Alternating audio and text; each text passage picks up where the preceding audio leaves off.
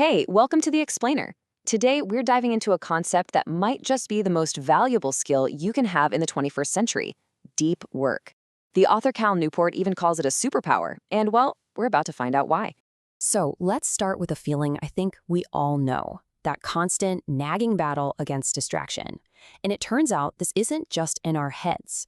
A recent survey from Zeti found that distracting environments are the #1 productivity killer for most people. Which raises a huge question, right? If we all know distractions are terrible for our work, why is our professional life just completely full of them? Well, according to author Cal Newport, this is no accident. He argues that our entire work culture has shifted, creating what he calls a distraction epidemic. It's like we've collectively forgotten how to truly, deeply focus. To really get his point, he splits all professional work into two big buckets. On one side, you've got deep work. This is the intense, focused stuff that really pushes your brain, creates new value, and, is pretty hard for someone else to just jump in and do. Then, on the other side, there's shallow work. All that busy work, the logistical things like answering emails, scheduling meetings, the stuff we do while we're half distracted anyway. And here's the really wild part. A major study from McKinsey found that the average knowledge worker, that's probably you and me, spends over 60% of their week doing that shallow stuff. Over half our time is spent on endless email threads and just searching for information online. But here's where it gets interesting. This huge shift towards shallow work, it isn't just a problem. Newport argues it's actually a massive opportunity for anyone who's willing to go against the grain. And really, this is the whole foundation of his argument. He calls this the deep work hypothesis, and it just perfectly nails this weird paradox of the modern workplace. The one skill that's becoming more and more valuable is the exact same skill that our environment is training us to forget.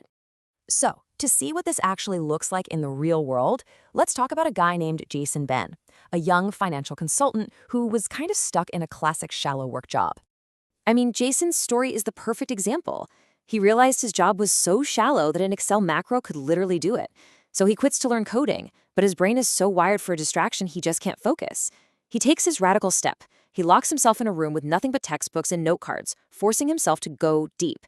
And you know what? It worked. He completely crushed material, graduated top of his class from a super tough boot camp, and more than doubled his salary, all in less than a year. So what Jason's story really drills home is why deep work is so valuable. It's the engine that builds the two abilities you absolutely need to succeed today: learning hard things fast and producing work at a truly elite level. Newport gives us this really simple but powerful way to think about our work. It's a formula. Most of us just try to increase the time spent part, working longer hours. But deep work shows us that intensity of focus is just as powerful a multiplier. If you can maximize your intensity, you can produce way more value in way less time. Now, why is intensity so important? Well, it all comes down to this brain science thing called attention residue. See, every time you take a quick glance at your inbox or check a notification, your brain doesn't just snap back perfectly. A little piece of your attention, a residue, gets left behind on that other task. And that fractures your focus and lowers the quality of what you're actually trying to work on. Okay, so we're all on board, right? Deep work matters.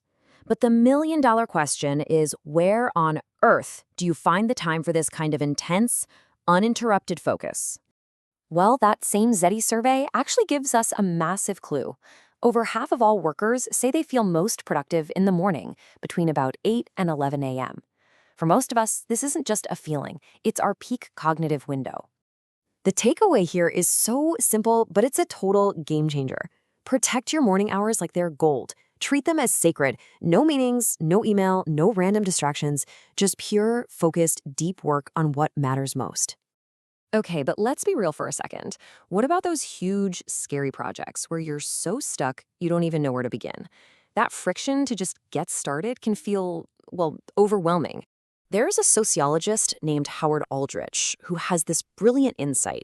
He says that the simple act of just starting a project, even if it's just jotting down a few notes or making a quick outline, it gives the brain its marching orders. And what that means is pretty amazing. Just by starting, you switch on this powerful background processor in your brain. It'll keep working on the problem, finding connections, and coming up with ideas even when you're not actively thinking about it, like when you're out for a walk or even while you're asleep. It's like unlocking this hidden superpower you didn't know you had. So let's just bring this all home. The fact that deep work is so rare in our world, that's not a crisis. That is your single biggest competitive advantage. While everyone else is stuck splashing around in the shallows, your ability to focus gives you a way to stand out. And that really just leaves us with one final thought to chew on. In a world that is practically designed to distract you, what could you build? What problems could you solve? What could you master if you decided to reclaim your focus and truly go deep?